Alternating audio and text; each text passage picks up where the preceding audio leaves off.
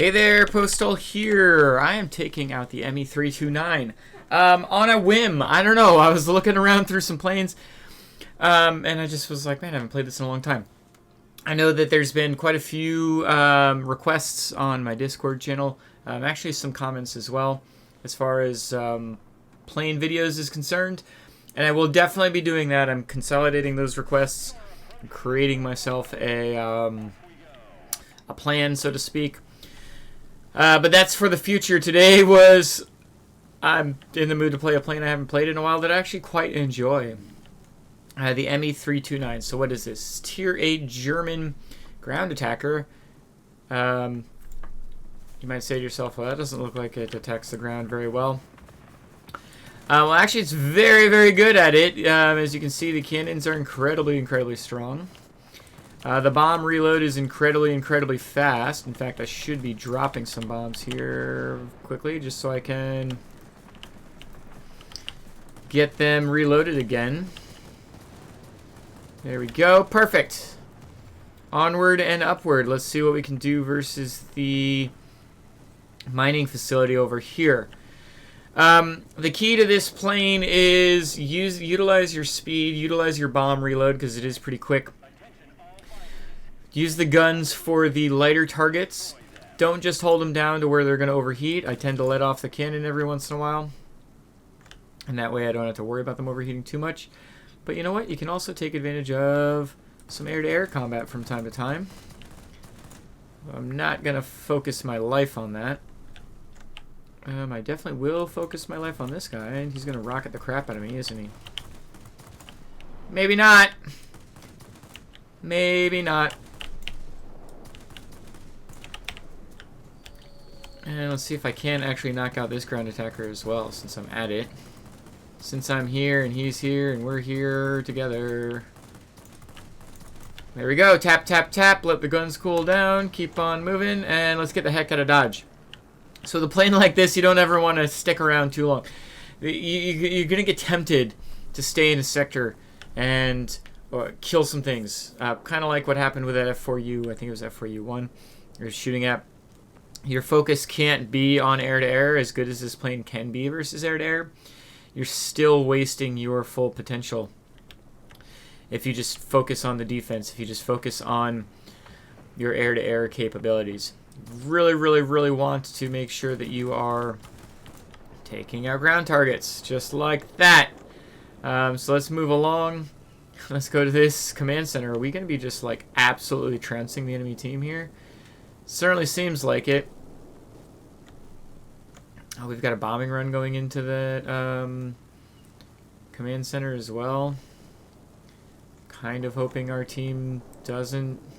It's one of those situations where it's like, I want to do well, but I also would like to create a entertaining video, and that typically, lasts more than 3 minutes.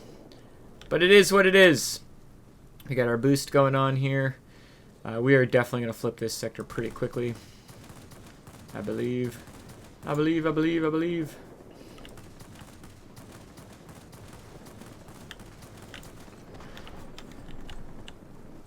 They've got a fighter over here. That's the wrong thing to be doing. Even in a fighter, you want to be... Like, there's only so much you can defend against a bombing run.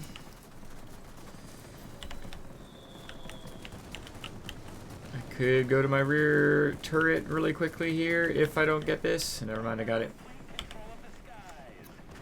Gotta go to my rear turret anyway. Never mind. Yak died. That's that. I'm hoping that they get this mining facility very quickly.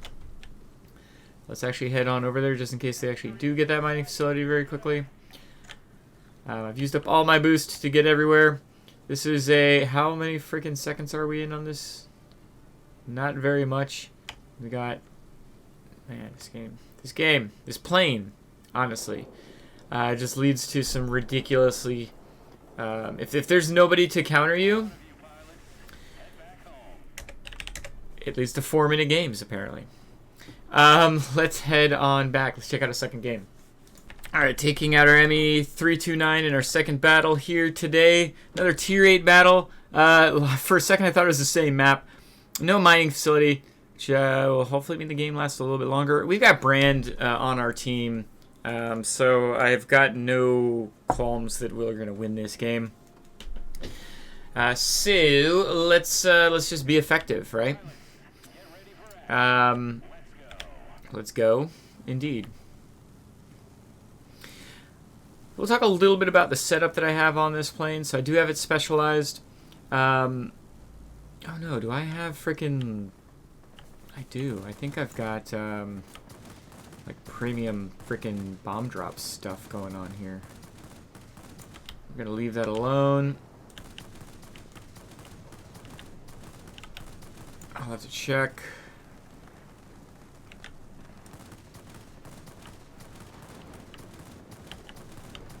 Get the old tents knocked out. I guess I'm gonna drop a... Never mind. And we're gonna just move right along, shall we? Use the boost.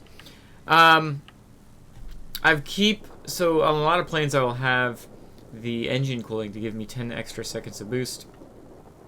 This particular plane, it's more important to actually just keep the engines going. Whether they're going incredibly fast or not is inconsequential. What's really important though is to be able to just keep moving. You don't want to be a dead duck, so to speak.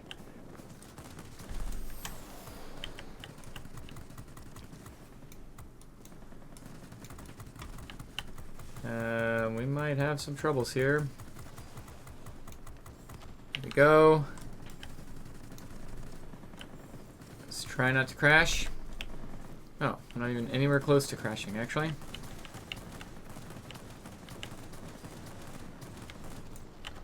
Fortunately, that ME3, 209 got me.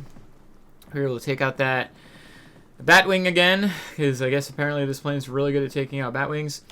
I hate that we've got everything captured right around where we would want to be captured, where we'd want to spawn. So I'm going to spawn here. I'm going to spawn here and still push on to this section here. Let's go ahead and do that. The Horton 229 is the sexier looking version of me, right? I'm the more robust, as we'd like to say. So yeah, having the manual engine restart is really important for me on this plane.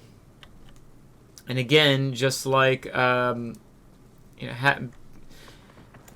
have the first aid kit on this plane. The reason being is because you've got two different crew members that have the potential to be knocked out, and both are important. And actually, as far as being knocked out is concerned, the rear gunner is more important than the pilot. Doesn't matter how big your bloom is on this particular plane. If you're able to defend yourself properly, that's going to be key. Shooting the ground, like, it's easy enough to shoot the ground. Doesn't matter how accurate your guns are. Let's go ahead, and I've got the 329. It's gonna, excuse me, this guy right here. I'm saying 329 because that's what I'm flying. This is one of those situations where 329 versus the air. Incredibly important. You're toast, dude. If you just let me shoot you, thank you. Come again. This is where I need my rear gunner. Pull up. Oh, shoot. I could have gotten that. Could have gotten that.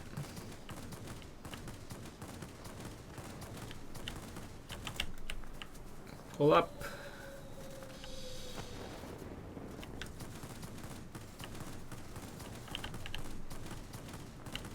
Pull up again. Just absolutely tearing up the soft targets, right? Got a 209 inbound on my position. Let's get the heck out of Dodge here. That's not, since he won't let us.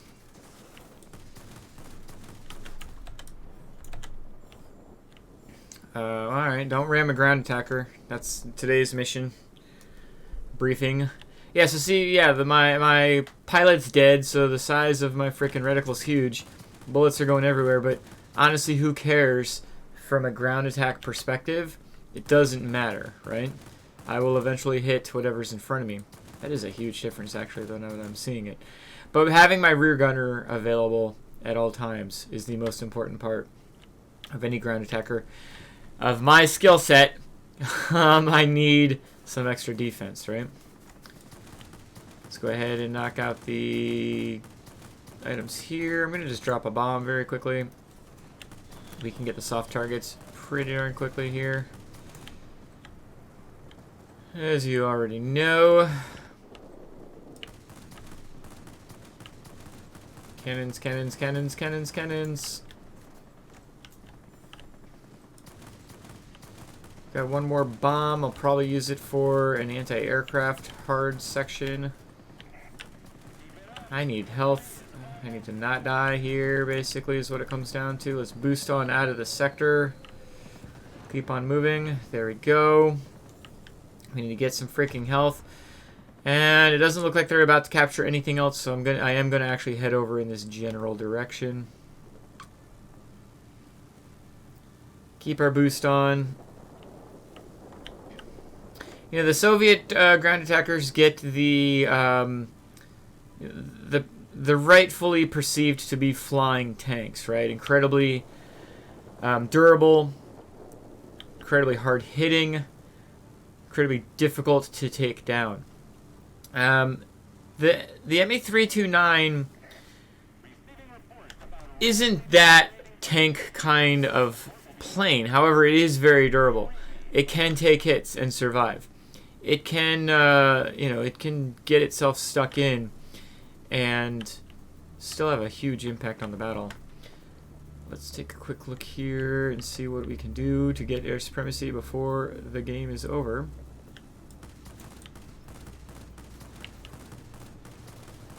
Try to knock out some of these AAs.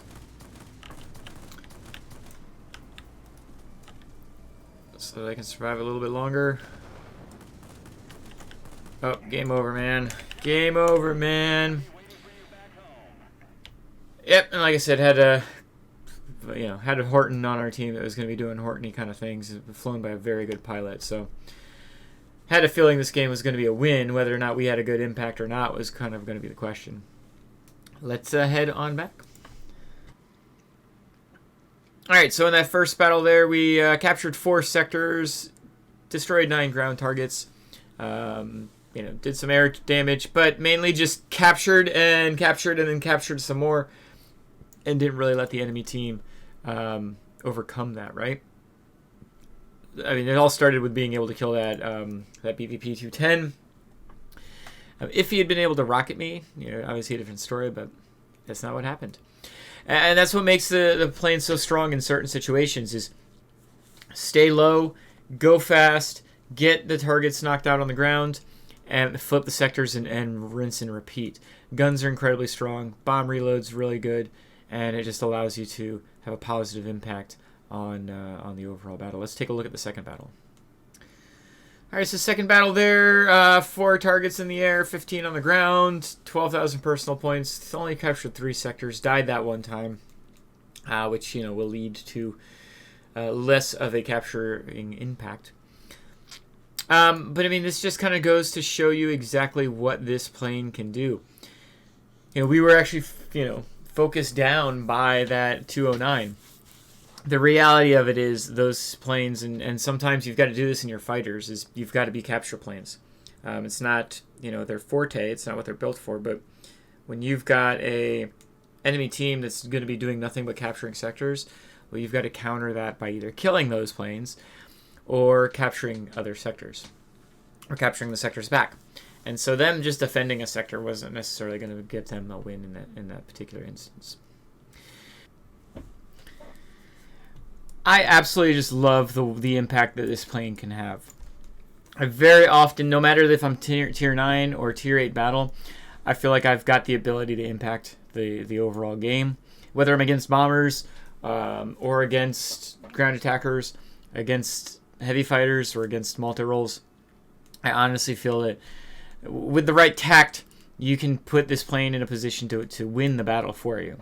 Maybe not easily, but you can definitely do that. I was a little bit afraid that... whoops, wrong. I was a little bit afraid that I accidentally had the heavy warhead item on here. Luckily, I just have improved fragmentation. I would highly recommend having improved fragmentation, and for that matter, if you've got the credits available, have universal ammo for your both forward firing and your turret ammo. Just helps to do that extra damage.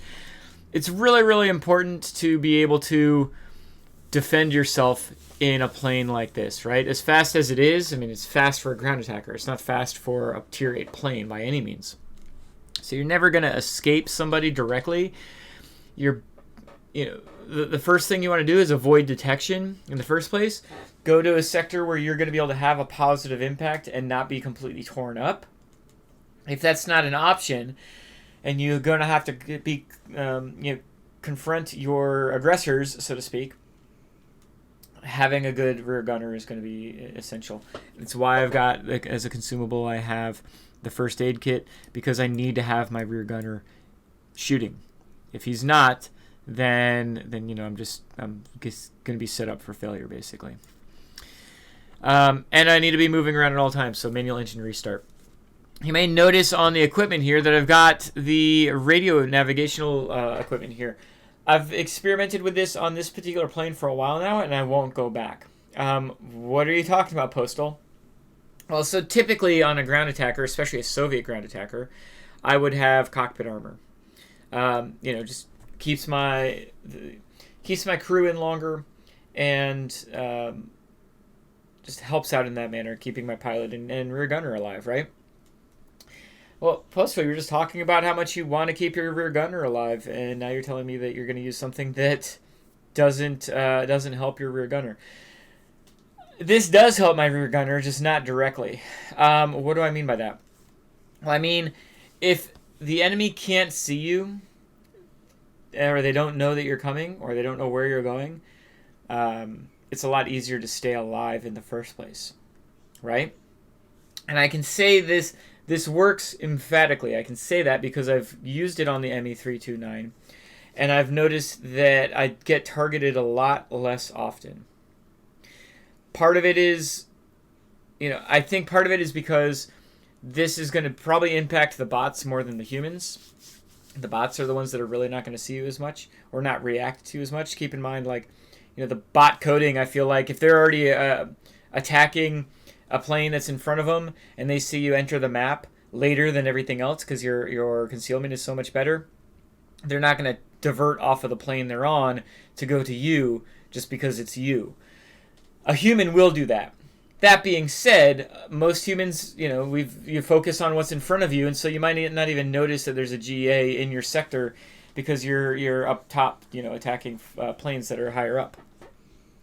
And so I can say emphatically that this piece of equipment has helped out a lot in the ME329, just allowing me to not even be targeted, allowing me to do my thing, allowing me to capture sectors before they even realize, wait a minute, I've literally had people reach out to me afterwards and be like, I was wondering how that sector was being captured. I kept killing planes, and your team kept gaining the capture points. And that's because I was down on the bottom using my ME329, killing all the ground targets.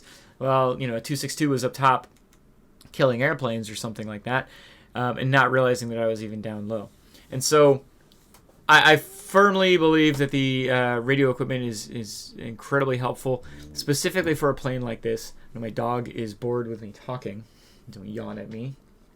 But this would be the one that's probably going to stand out to people. Are going to be like, what is going on? So obviously, again, this is impacting your overall concealment. It's also impacting your enemy detection range, so you can see where the enemy is coming from a little bit quicker. Definitely quicker than they can see you. On top of that, because this is advanced, I've got an additional 15% concealment on top of just the standard 8% concealment. And so again, on a plane like this, it's incredibly helpful. And I'll just leave it at that. I didn't want to use G-SID, would be completely pointless. And firing accuracy really doesn't mean anything when you're in a ground attack vehicle.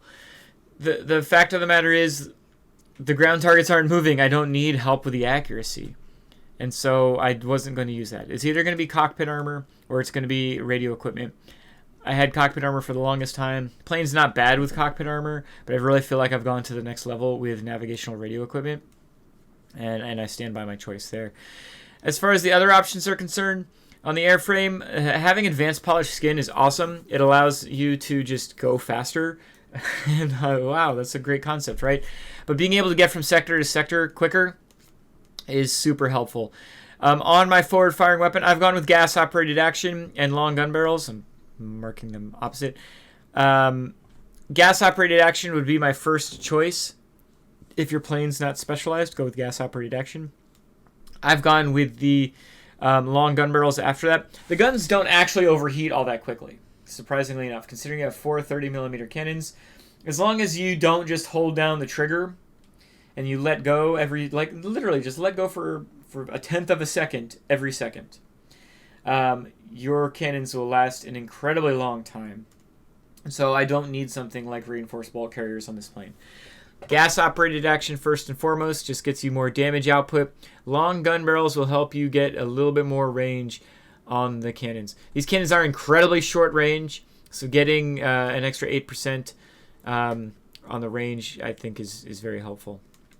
Last but not least, I've gone ahead and put the advanced, made them advanced, but the strengthened hard points on here, just helping with the reload speed. Yes, it impacts the cruise speed, but that's what the polished skin's for. Being able to kind of counter that. You've only got 2 bombs, so you want to reload them as quickly as possible and continue on from there. Your guns are very, very powerful, but you want to be able to drop the bombs from time to time, and the strength and hard points are going to be able to do that. Question a lot of people ask of, why haven't I, I'll have a specialized plane and it'll have advanced equipment rather than ultimate equipment. Typically, that's because I don't have the credits for it. Right now, I've got 9 million credits, which is super nice. It's more than I typically have. I could very easily justify going to ultimate equipment on here, and I very well might. But the fact of the matter is I'm still trying to get specialization on the majority of my planes. And so 8 million credits, 9 million credits is going to get blown through very, very quickly while I'm doing specialization. Once I've got more of my planes specialized, I might go back and put I will go back and put ultimate equipment on planes like this. But the fact of the matter is I'm still having a positive impact, if not a great impact, on every battle I'm in the ME-329. It's not like I need the ultimate equipment. I'm not to that kind of point or getting in those types of games. And so on a plane like this, I'm not going to do that. I do have other planes that I've put ultimate equipment on because they are so much fun. Things like the F-86 is a prime example. I've put ultimate equipment on there just to maximize the ridiculousness of that plane. And so that's that's definitely a one-off situation for me. I think I've got maybe half a dozen planes with ultimate equipment on it. And it's not to say that I don't think it's impactful. It definitely is.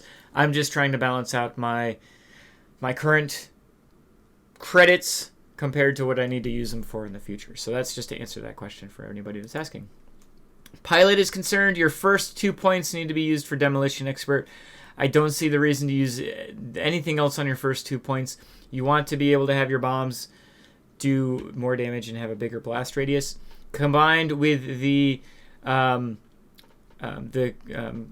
consumables, you're doing 20% more damage. It's very, very helpful. Obviously, that's why the faster reload's even more important. I've gone ahead and put Engine Guru on here for my next 2 points.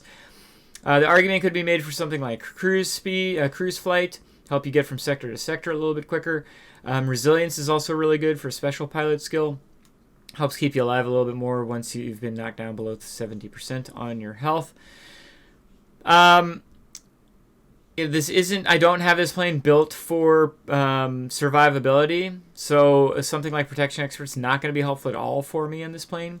And on top of that, something like Aerodynamics Expert, which you would typically use for a plane that has a lot of equipment used for speed and maneuverability, isn't going to help out with this plane either. I've only got 1 equipment slot being used for speed.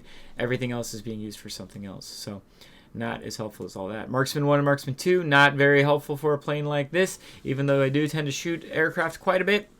It's not my main focus, and pilot points can be used elsewhere and have a bigger impact on the overall battle. As far as the rear gunner is concerned, I think it's incredibly important to get defensive fire. It was the first skill I got on this plane, on this pilot, excuse me. Saved up to get 3 points to get the defensive fire skill. That means any aircraft that your rear gunner is shooting at is doing 30% less damage to you. That's incredibly impactful. Next, I'm going for the ballistics expert to get the range of the fire from my turret up by another 10%. I think that's going to be very, very helpful as well. To do that, you have to get armor, which helps with the burst length of the rear gunner, which certainly isn't a bad thing. As far as my next, after I get this, the range buff on that, I'm almost certainly going to be going for precision gunner. That's going to be helping with basically making it more difficult for the whatever plane's coming at me to actually stay on target.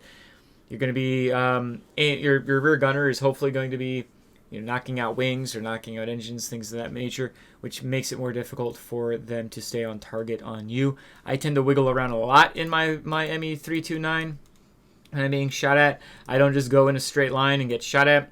I've got on my mouse the ability to pitch up and pitch down. I'm going to move left, going to move right, going to move all over the friggin' place. And if I'm able to knock out their wing or tail, or even their pilot, then I can stay alive even longer. But that's going to be further down. I think it's more important to get just more range on my rear gunner first and foremost, and then we'll worry about additional skills at that point.